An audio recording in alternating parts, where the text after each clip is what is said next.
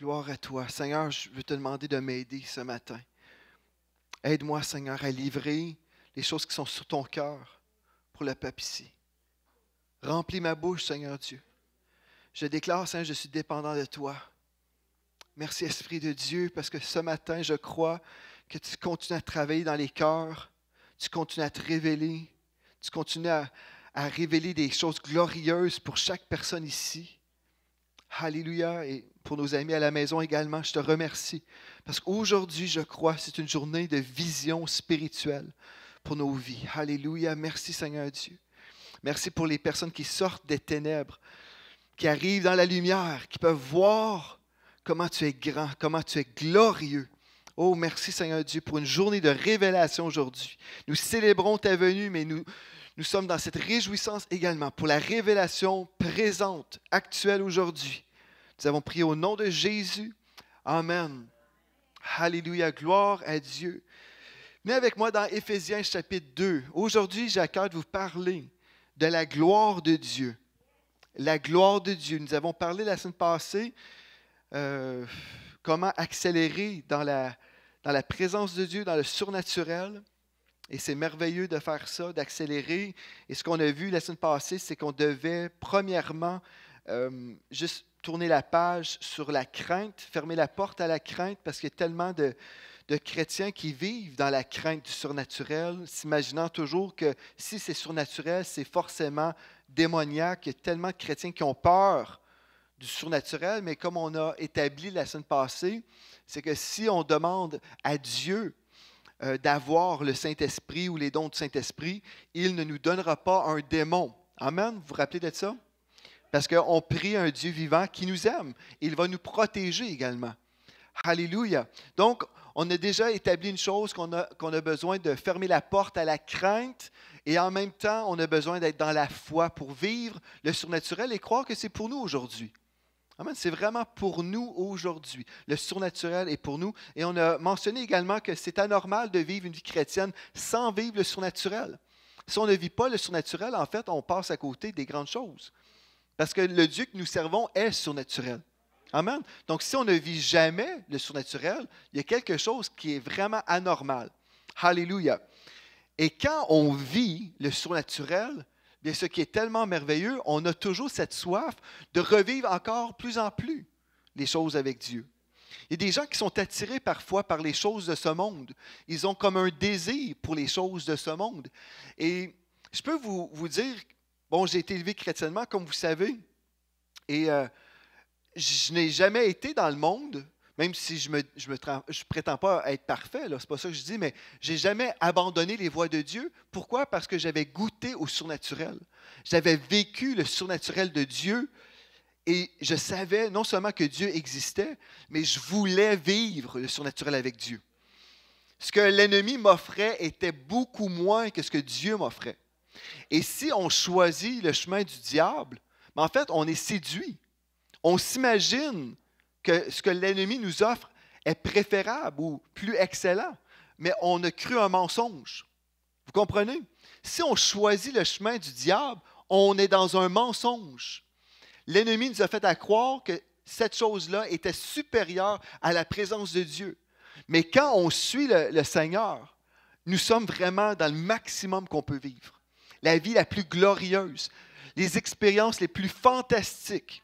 Et même si on parle juste du terre à terre, nous aurons la vie la plus bénie sur cette planète.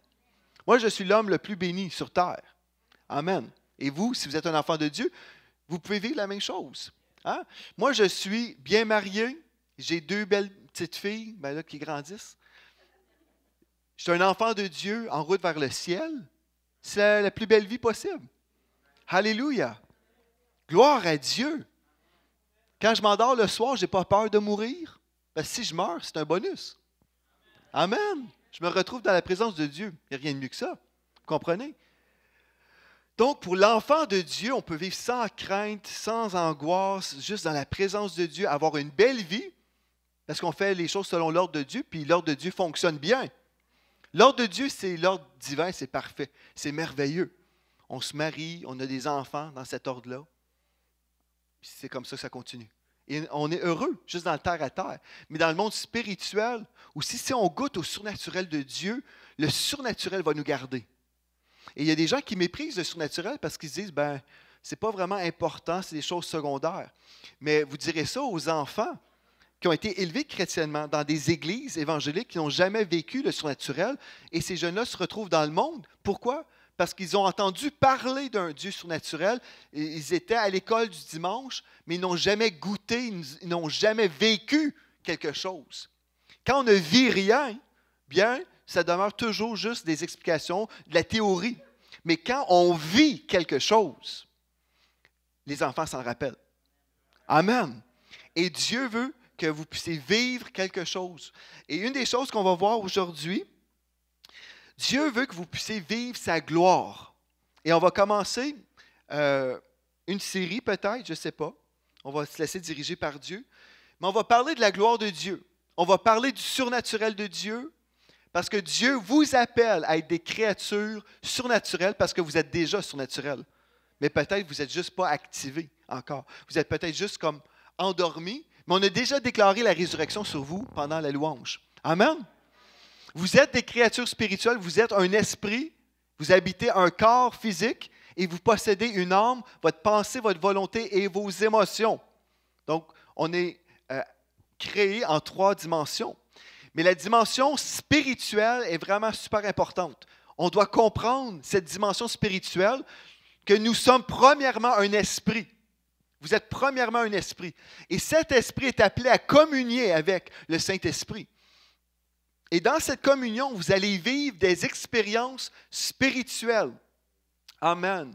Et ces expériences spirituelles sont glorieuses. Quand on parle de la gloire, bien c'est ça, on parle du ciel. Quand on parle de la gloire, nous parlons de la manifestation, de la présence tangible de Dieu. Et oui, j'ose dire tangible. Quand c'est tangible, on ressent quelque chose. N'est-ce pas? Si quelqu'un vous donne la main et vous dit « Seigneur vous bénisse aujourd'hui », c'est quelque chose de tangible. Vous savez que quelqu'un vous a donné la main. Amen? Quelqu'un vous dit « Bonjour, je suis content de te voir », c'est quelque chose de tangible. Vous pouvez savoir, bien, cette personne m'a dit qu'elle était contente de me voir. C'est quelque chose de tangible. Et avec Dieu, Dieu veut faire des choses tangibles, même sur votre corps, mais premièrement dans votre esprit. Donc, dans cette dimension spirituelle, si Dieu vous appelle à marcher dans le surnaturel, si Dieu vous appelle à vivre comme des êtres spirituels, c'est l'heure pour nous d'ouvrir les yeux spirituels et voir. Croyez-vous que Dieu veut que vous soyez des esprits aveugles, sans jamais voir dans le monde de l'esprit? Non! Est-ce que vous croyez que Dieu a créé des esprits qui sont supposés de vivre uniquement par les 5 sens? Non! Dieu vous a créé des êtres spirituels et vous allez vivre pendant l'éternité dans votre esprit. Vous recevrez un corps glorifié un jour. Oui, gloire à Dieu. Mais vous êtes un esprit. Et Dieu veut que vous puissiez vivre à partir de votre esprit et de voir à partir de l'esprit. Et entendre à partir de l'esprit. Parce que les choses spirituelles sont plus véridiques et plus puissantes que les choses naturelles. Et pourtant, les enfants de Dieu en général sont totalement déconnectés du monde spirituel et en fait sont dirigés par les choses humaines, par les choses qu'ils peuvent ressentir. Par exemple, dans un temps de louange, les oreilles naturelles vont apprécier des sons. Et vous savez, au ciel, je peux vous assurer que l'équipe de louange au ciel est supérieure à notre équipe de louange. Amen. Mais nous avons une belle équipe, gloire à Dieu, merci Seigneur. Mais malgré ça, Dieu est béni par notre équipe de louange, même si au ciel, il y a une équipe de louange supérieure. Et j'oserais même dire que d'autres églises qui ont une équipe de louange où c'est faux, où les personnes chantent d'une façon fausse, les instruments sont faux également, qui ne sont pas dans le rythme de Dieu ou le rythme humain. Et pourtant, Dieu est béni. Parce qu'ils donnent le meilleur d'eux-mêmes.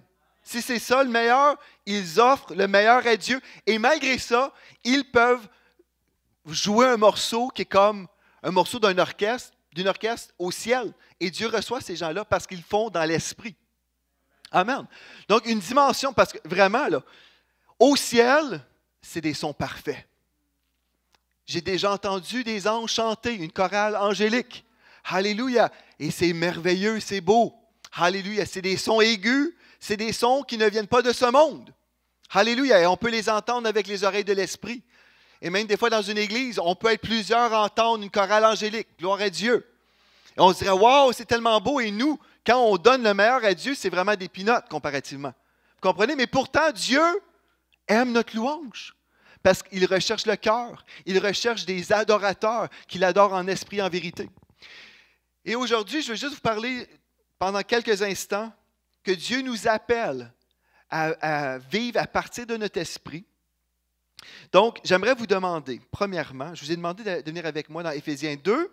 Vous êtes là? Donc, Éphésiens chapitre 2, je vais lire à partir du verset 5 dans la Bible du Sommeur. Alors que nous étions spirituellement morts à cause de nos fautes, il, en parlant de Dieu, nous a fait revivre les uns et les autres avec le Christ. C'est par la grâce que vous êtes sauvés. Par notre union avec Jésus-Christ, Dieu nous a ressuscités ensemble et nous a fait siéger ensemble dans le monde céleste. Amen. Vous êtes ressuscités, n'est-ce pas? Votre esprit est ressuscité. Et vous êtes assis maintenant ensemble dans le monde céleste. Si vous avez fait de Jésus le Seigneur de votre vie, si vous êtes un enfant de Dieu, votre esprit est au ciel. Amen. Vous avez dit, ah oui, je pensais que j'étais ici. Vous pouvez être à deux places en même temps. Il a fait afin de démontrer pour tous les âges à venir l'extraordinaire richesse de sa grâce ou de sa faveur qu'il a manifestée en Jésus-Christ par sa bonté envers nous. Je veux juste vous faire comprendre, vous aider à comprendre. Ici, ce texte nous dit tout simplement, par notre union avec Jésus-Christ, Dieu nous a ressuscités ensemble et nous a fait siéger ensemble dans le monde céleste. Le monde céleste, c'est un monde spirituel. Amen. OK? Bon. Donc, si vous êtes là en esprit, devriez-vous peut-être commencer à découvrir les bénéfices d'être là, assis avec Christ dans les lieux célestes. Est-ce qu'on devrait commencer à apprendre des choses ou simplement lire le texte et dire « Ah, c'est très bien ». Mais on devrait avoir de l'intérêt pour les choses spirituelles de Dieu. Dans 2 Corinthiens 3, verset 16, il est écrit « Lorsque les cœurs se convertissent au Seigneur, le voile est ôté. Or, le Seigneur, c'est l'Esprit, et là où est l'Esprit du Seigneur, là est la liberté.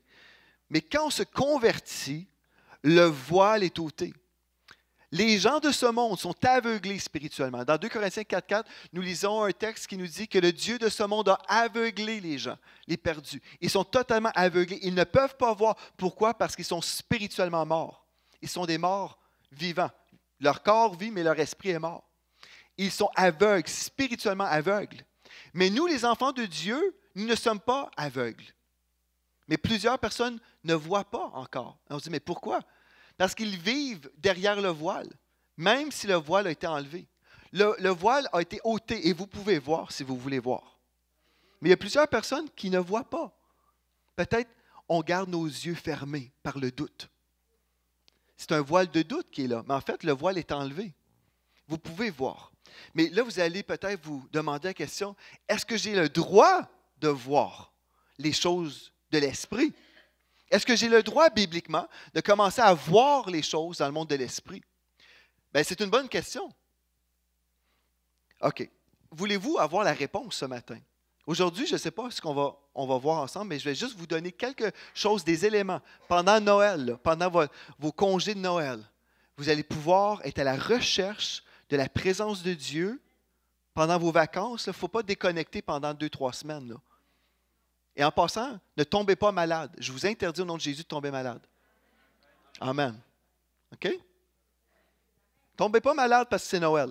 À chaque année, je le dis.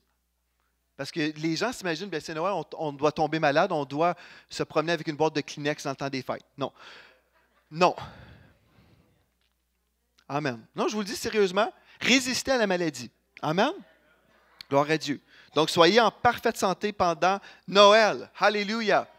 Soyez dans la joie, dans la paix. Gloire à Dieu.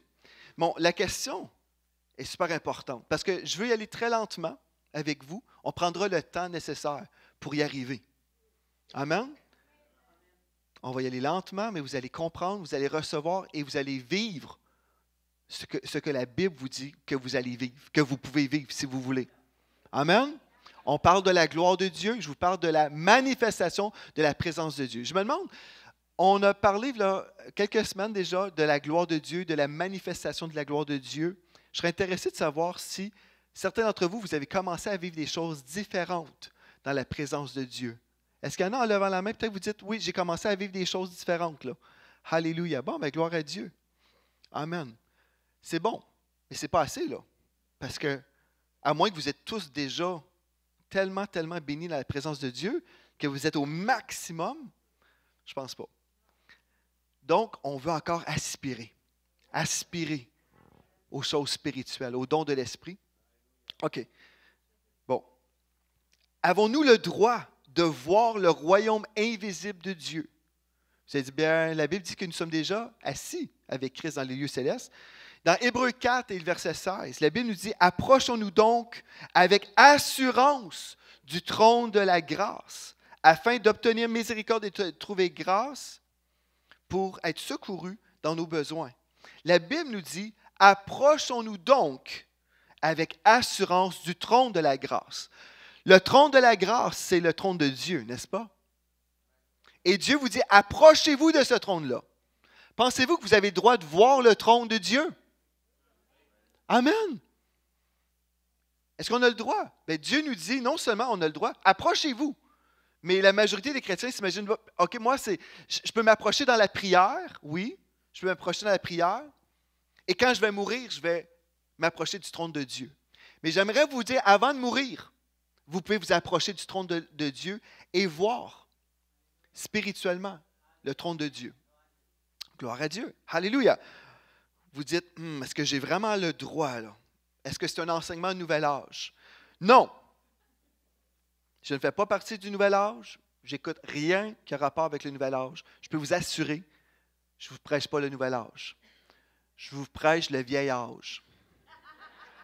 Le nouvel âge a imité Dieu. Alléluia. Mais Dieu est supérieur.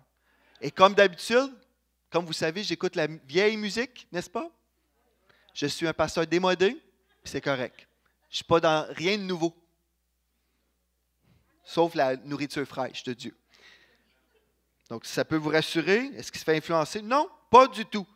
Lisez votre Bible, vous verrez ce que je vous dis est biblique. Amen? Colossiens. Maintenant, on va aller ensemble dans Colossiens 3. Colossiens 3, verset 1. Est-ce que j'ai le droit, là?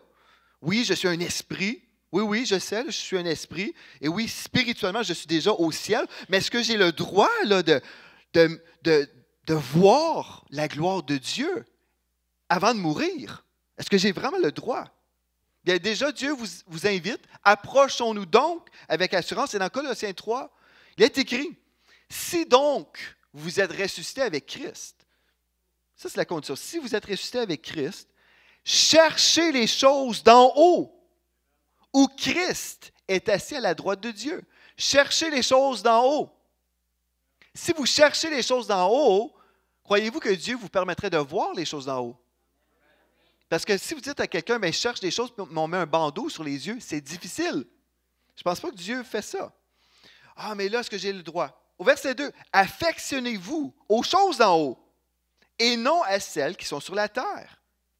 Car vous êtes morts, en parlant de charnel, là, et votre vie est cachée avec Christ en Dieu. Quand Christ, votre vie, paraîtra, alors vous paraîtrez aussi avec lui dans la gloire. Vous êtes en Christ. Si vous êtes un enfant de Dieu, vous êtes ressuscité avec Christ, vous avez été baptisé en Christ. Vous faites partie du corps de Christ. Et Christ, vous allez dire, mais comment est-ce qu'on peut être assis sur le trône? Comment est-ce que c'est possible? Est-ce que je suis assis sur les genoux du Seigneur Jésus? Non, en fait, nous sommes en Christ. Nous sommes en Christ, assis dans les lieux célestes, spirituellement. Et quand nous arrivons dans une place de cette dimension de l'esprit, nous pouvons voir l'au-delà. Nous pouvons voir des choses glorieuses. Et on est là, on a lu notre Bible tellement d'années et on a toujours pris des textes qui sont très, très clairs et on a trouvé une façon de s'imaginer que le texte voulait dire autre chose. Mais la Bible nous dit très clairement, cherchez les choses d'en haut. Nous, qui sommes des êtres humains, les deux pieds sur terre, Dieu dit, cherchez les choses d'en haut, parce qu'en fait, votre citoyenneté est en Nouvelle-Jérusalem, dans la Nouvelle-Jérusalem. Vous êtes des citoyens du ciel. Donc, en tant que citoyens du ciel, vivant sur la terre avec les défis que nous avons, Dieu veut qu'on puisse avoir une vision céleste pour notre vie. Dieu veut qu'on puisse avoir une vision céleste et même voir les choses qui sont devant nous dans sa gloire. Parce que quand nous avons une vision prophétique, une vision céleste de notre vie et une vision céleste de notre héritage en Christ avant d'y aller, physiquement ou spirituellement quand on meurt, nous avons beaucoup plus de courage. Parce qu'on peut vivre humainement beaucoup d'opposition, des vents contraires, mais quand nous avons une vision divine devant nous, nous poursuivons. Quand le Seigneur Jésus marchait sur la terre, il a vécu beaucoup d'opposition et pourtant, il n'a jamais chuté, il ne s'est jamais découragé au point d'abandonner parce qu'il avait une vision, il savait, il connaissait l'au-delà. Il savait discerner également. Il pouvait discerner que ces choses-là, temporaires, étaient temporaires justement. Il y avait une vraie vie dans la gloire, dans la présence de Dieu. Donc, il demeurait toujours encouragé. Et nous, les enfants de Dieu, Dieu veut absolument, dans les temps de la fin, que nous soyons encouragés dans notre foi. Dieu veut qu'on puisse ouvrir les yeux de l'esprit et voir notre héritage. Je vais vous le prouver bibliquement. Parce que ce que je dis là, je sais que plusieurs personnes disent « Ah, je n'ai jamais vu ça ». Je vais vous lire le même texte à partir de la version Bible du Sommeur. « Mais vous êtes aussi ressuscités avec le Christ. » Êtes-vous d'accord avec ça? Vous êtes ressuscités avec le Christ. « Recherchez donc les réalités d'en haut. » Recherchez donc les réalités d'en haut, là où se trouve le Christ, qui siège à la droite de Dieu. De toute votre pensée, tendez vers les réalités d'en haut et non vers celles qui appartiennent à la terre. Souvent, ce qu'on fait, c'est le contraire. De toute notre pensée, on tend toujours nos pensées vers les choses terre à terre de ce monde. Nos pensées sont toujours vers les choses humaines. Mais Dieu nous dit dans sa parole, de toute votre pensée, tendez vers les réalités d'en haut et non vers celles qui appartiennent à la terre. Et souvent dans nos églises, si on ne vit pas le surnaturel, ce qu'on va faire, on va se tourner vers des programmes ou on va se tourner vers l'aide humanitaire. Et c'est bien d'avoir de l'aide humanitaire, n'est-ce pas? C'est bien, on a notre orphelinat, on fait de l'aide humanitaire, on ne méprise pas l'aide humanitaire, mais plusieurs regroupements vont juste aller dans cette direction-là parce qu'ils ne vivent pas de choses surnaturelles avec Dieu.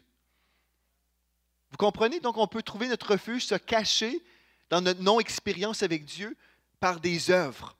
Et oui, on devrait faire des bonnes œuvres, mais on devrait vivre des bonnes œuvres parce que le Saint-Esprit nous a révélé, il nous a démontré qu'il y avait des projets pour nous. Donc, nous répondons à l'appel de Dieu et on n'essaie pas juste de se rendre utile ou s'occuper parce que voilà, on doit faire quelque chose parce qu'on n'a pas rien vécu. OK, venez avec moi dans Éphésiens chapitre 1 maintenant. Je suis en train de vous donner quelques versets, vous pourrez méditer là-dessus. Et puis, vous serez bénis chez vous. Éphésiens 1, verset 15. C'est pourquoi moi aussi, ayant entendu parler de votre foi au Seigneur Jésus-Christ et de votre charité pour tous les saints, l'apôtre Paul dit ceci là, je ne cesse de rendre grâce pour vous, faisant mention de vous dans mes prières, afin que le Dieu de notre Seigneur Jésus-Christ, le Père de gloire, dites le Père de gloire, votre Père est le Père de gloire. Donc, on devrait parler de la gloire. Afin que le Dieu de notre Seigneur Jésus-Christ, le Père de gloire, vous donne... Bon, l'apôtre Paul priait pour les personnes en Corinthe, à Corinthe, ici, que Dieu de notre Seigneur Jésus-Christ, le Père de gloire, vous donne... Pourquoi pensez-vous qu'il a dit le Père de gloire? Bien, Dieu est glorieux, certainement. Mais quand on parle de la gloire, puis on parle de la manifestation de la présence de Dieu, Dieu est la source des révélations. Vous comprenez? Donc, l'apôtre Paul priait que le Dieu de notre Seigneur Jésus-Christ, le Père de gloire, vous donne un esprit de sagesse et de révélation dans sa connaissance. on va tellement rapidement quand on lit ces textes-là. Méditez là-dessus. Là. Que le Père de gloire vous donne un esprit de sagesse et de révélation dans sa connaissance. Ici, on ne parle pas d'une connaissance intellectuelle, on parle d'une connaissance spirituelle. Vous connaîtrez la vérité et la vérité va vous rendre libre. Pas une vérité, une connaissance ici. Donc, un esprit de sagesse et de révélation dans sa connaissance. Donc, je connais Dieu et puisque je connais Dieu, je reçois cette sagesse et des révélations de Dieu, le Père de la gloire. Vous me suivez? Et là, l'apôtre Paul continue en disant, afin qu'il illumine les yeux de votre cœur, qu'il illumine les yeux de votre cœur. C'était la prière de l'apôtre Paul pour ces gens-là. Il priait que vos yeux spirituels puissent s'ouvrir, qu'il illumine les yeux de votre cœur, de votre esprit. Là. Quand on parle du cœur, on parle de votre esprit. Donc, l'apôtre Paul priait, « Ô Seigneur, ouvre les yeux, que les frères et les sœurs à Corinthe puissent vraiment avoir une illumination spirituelle, qu'ils puissent voir les choses de l'esprit. » Pourquoi donc? Pour que vous sachiez quelle est l'espérance qui s'attache à son appel. Quelle est la richesse de la gloire, de son héritage qu'il réserve aux saints. Et quelle est envers nous qui croyons l'infinie grandeur de sa puissance, se manifestant avec efficacité par la vertu de sa force. Vous dites, OK, là, je n'ai rien compris. Écoutez bien, on va revenir dessus. On prend notre temps, là. Ce n'est pas une prédication. C'est un temps de méditation de la parole. Êtes-vous prêts? Parce que je veux que ces versets-là changent vos vies, là. Puis je ne prendrai pas beaucoup de temps à prêcher. Il me reste 30 secondes. C'est une joke. Je vais déborder un petit peu, là. Alléluia. Je vais vous donner ces versets-là. Vous pourrez méditer sur ces versets-là pendant votre temps de Noël. Et prier, sérieusement prier, comme l'apôtre Paul a prié. OK? OK, je reprends. Qu'il illumine les yeux de votre cœur. Voulez-vous que vos yeux spirituels puissent s'ouvrir? Pour que vous sachiez, bon, Dieu veut qu'on connaisse quelque chose, qu'on puisse savoir quelque chose. Savoir quoi? Par les yeux, là. Donc, si nos yeux sont illuminés, les yeux de notre cœur, nos yeux spirituels sont illuminés, on va savoir quelque chose. Pour que vous sachiez quelle est l'espérance. Vous allez savoir qu'il y a un espoir. Qu'il s'attache à son appel. Qu'est-ce qui s'attache à l'appel du salut? Quelle est l'espérance de son appel? Bien, c'est d'être un jour au ciel. Amen. Est-ce que vous me suivez? Pour que vous sachiez quelle est l'espérance qui s'attache à son appel. Donc, j'ai été appelé au salut. Alléluia. Et quelle est l'espérance? Bien, il y a quelque chose de glorieux. Quelle est la richesse de la gloire? Donc, Dieu dit, l'apôtre Paul priait que les yeux puissent s'ouvrir, être illuminés, pour qu'on puisse connaître la richesse de la gloire. De son héritage. Encore, mon héritage est où? À la banque? Au ciel. Mon héritage est au ciel. Donc, Dieu veut que mes yeux s'ouvrent pour que je puisse voir mon héritage au ciel. Voyez-vous ça dans le texte? Réservé pour qui? Réservé aux saints. C'est pour nous. Est-ce que j'ai le droit? Non seulement j'ai le droit, l'apôtre Paul priait pour ça. Priait que nos yeux puissent s'ouvrir. N'est-ce pas merveilleux de savoir ça? Donc, je peux commencer à croire que mes yeux spirituels vont s'ouvrir et je vais commencer à voir des choses dans l'au-delà. Alléluia. Et quelle est envers nous qui croyons? Ceux qui croient, là. Ceux qui doutent, qui ne croient pas, bien, ce message n'est pas pour vous. Alléluia. Moi, je veux parler à ceux qui ont soif. Je parle à ceux qui ont soif. Si vous n'avez pas soif, vous êtes contenté dans votre expérience chrétienne, intellectuelle, soyez bénis. Alléluia. Je vous aime quand même. Et quelle est envers nous qui croyons l'infinie grandeur de sa puissance? Wow, la puissance de Dieu. Se manifestant, une manifestation, avec efficacité par la vertu de sa force. Peut-être chez vous, peut-être ici, vous allez vivre la vertu de sa force. Une puissance surnaturelle sur vous. Alléluia! Prenez le temps de méditer là-dessus. Prenez le temps. Dites, Seigneur, en lisant ma Bible, est-ce que j'ai mal compris? Est-ce que je n'ai pas vraiment reçu la révélation? Mais comprenez ceci, si vos yeux peuvent commencer à s'ouvrir vraiment, dans vos temps de prière, Vous allez juste prier sur votre ballon d'exercice à la maison. Ou comme vous voulez, à terre, à genoux, assis, en indien, couché, comme vous voulez. Et vous commencez à louer le Seigneur et prier et chercher la face de Dieu. Et là, vous pouvez même prier ce passage-là que l'apôtre Paul a prié, ce texte-là, qui renferme une prière. Dieu, vraiment, je veux que mes yeux spirituels puissent être ouverts. Le mot ici, illumine, c'est le mot photizo en grec. Et je suis allé sur un bon site web, enseigne-moi.com, pour la définition que je vais vous donner maintenant. Donner de la lumière, briller, éclairer, illuminer, apporter à la lumière, rendre évident. Moi, j'aime ça quand les choses sont claires. Amen. Faire que quelque chose existe et ainsi vienne à la lumière et devienne clair pour tous. Éclairer spirituellement, imprégner de la connaissance qui sauve. Instruire, informer, enseigner, donner de la compréhension sûre. Wow! Que nos yeux puissent s'ouvrir. Que les choses célestes deviennent claires pour nous. Quand j'ai eu ma visitation en 2004, c'était quelque chose de surnaturel que je n'avais pas recherché. C'était simplement quelque chose que Dieu a choisi de faire.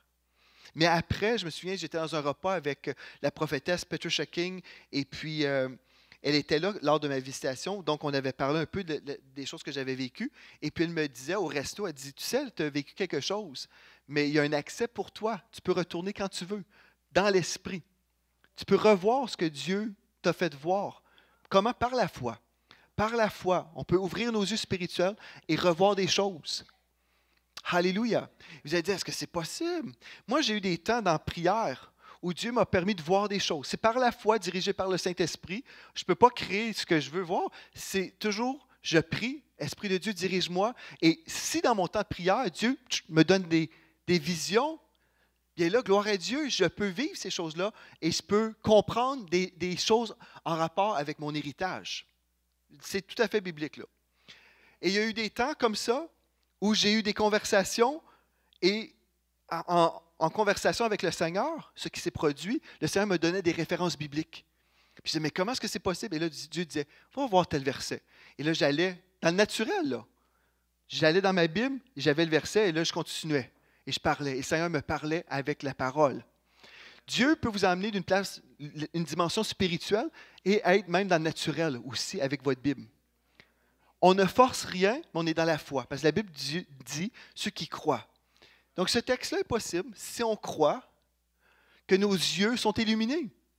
Moi, je trouve que c'est un verset, un passage des Écritures, un passage merveilleux, mais au-delà d'une simple connaissance intellectuelle et dire oui, que Dieu m'aide à comprendre la Bible. On a beaucoup limité ce texte-là. Quand le Seigneur Jésus agissait sur la terre, il faisait tout ce que son Père lui révélait. Il prenait un temps de prière et le Père lui révélait des choses à l'avance. Et Dieu est comme ça.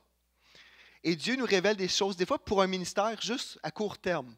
On va prier pour quelqu'un, Dieu va nous montrer des choses à l'avance. Mais des fois, Dieu va nous emmener des années à l'avance. Et on va voir des choses des années de temps à l'avance. Et des fois, quand humainement, on peut être découragé, on peut avoir des épreuves et vouloir abandonner. Là, Dieu nous rappelle. Non, non, tu te rappelles, je t'ai montré ça. Là. Vous savez, c'est comme si vous voyagez dans le temps. Comprenez-vous ce que je suis en train de dire? Quand on voyage dans le temps, vous êtes voyagé dans le temps. Dieu est en dehors du temps. Le temps, c'est ce que nous comprenons. C'est ce que moi, je comprends. Je suis né telle date et là, la journée de mon enlèvement sera telle date. Bon, on parle comme ça, hein? Les dates. Dieu, là, est éternel. Dieu n'a pas de début, n'a pas de fin. Dieu est éternel. Donc, ce que nous comprenons, 2016, 2017, Dieu, là, c'est rien, là. C'est rien pour Dieu. Donc, Dieu, comme Jean, sur l'île de Patmos, a été emmené en vision pour voir des choses bien à l'avance. N'est-ce pas? Bon, je vous dis, je l'exprime comme ça, voyager dans le temps, dans le sens que Dieu révèle des choses bien à l'avance. Amen. Et Dieu peut vous amener même à voir des choses dans la parole de Dieu. Vous lisez votre Bible et Dieu vous donne une vision et vous revoyez une chose qui s'est passée dans la Bible. Et là, vous avez une vision claire d'un événement biblique. Vous savez, c'est merveilleux de servir un Dieu vivant. Mais le texte nous dit, ce même texte, envers nous qui croyons l'infinie grandeur de sa puissance, Nous croyons, nous croyons. Donc, si nous croyons, nous pouvons voir des choses. Et même David, avez-vous entendu parler du roi David? C'est un ministère prophétique de l'Ancien Testament qui vivait en dehors de son temps. Il bénéficiait des privilèges avant même la croix. Je ne prendrai pas le temps aujourd'hui. Mais je vais vous lire un texte ici dans le psaume 63, et je pense que je vais arrêter là, parce que c'est notre party de Noël. Mais je vous donne des petits morceaux, juste vous mouiller l'appétit encore. On y va lentement. N'est-ce pas? C'est correct, lentement? Lentement, et vous allez commencer à vivre des choses dans vos temps de prière. Le psaume 63, verset 1, le psaume de David, lorsqu'il était dans le désert de Juda, « Ô Dieu, tu es mon Dieu, je te cherche, mon âme a soif de toi, mon corps soupire après toi dans une terre aride, desséchée. » Peut-être c'est vous, ça, là. Sans eau. « Ainsi je te contemple dans le sanctuaire, pour voir ta puissance et ta gloire. » David, il dit, je te contemple. Quand je te contemple, je vois. Je te vois. Dans la King James française, il est écrit, je t'ai vu dans le sanctuaire. Quand on parle de sanctuaire, on parle ici du ciel, là. Le sanctuaire de Dieu. Je t'ai vu, David dit, je t'ai vu dans ta gloire. Par l'Esprit. Alléluia. Gloire à Dieu. Je pourrais vous parler de Jacob. Et les anges qui montaient, qui descendaient sur l'échelle. Je pourrais vous partager plein d'autres choses. Je pourrais vous parler de l'apôtre Jean au ciel, de l'apôtre Paul au ciel. Je pourrais vous parler de plein d'autres affaires qui prendraient toute la journée. Mais je vous ai donné une petite salade pour commencer. Alléluia. Gloire à Dieu. Cette année, 2016, je vais inviter l'équipe de la louange maintenant, s'il vous plaît. Cette année se termine dans la gloire et en 2017, on continue dans la gloire. Alléluia.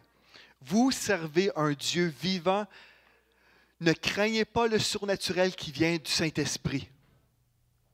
Parce que le Saint-Esprit a des beaux projets pour vous. Le Saint-Esprit va vous relever quand vous êtes découragé. Il va vous montrer des choses glorieuses. Alléluia! Si vous avez le choix d'être voyant, dans le sens voir, ou vous pouvez choisir en étant aveugle. Pourquoi choisir d'être aveugle si on peut voir, n'est-ce pas? Si vous pouvez voir dans le monde spirituel, puis pourtant Dieu nous dit, cherchez là.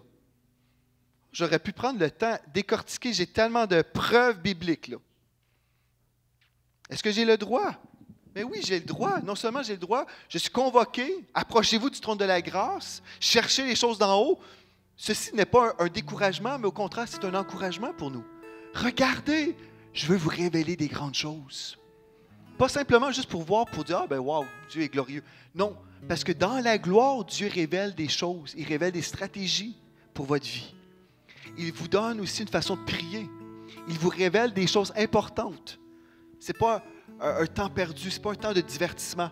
C'est un temps puissant dans la présence de Dieu qui fait toute la différence dans nos vies.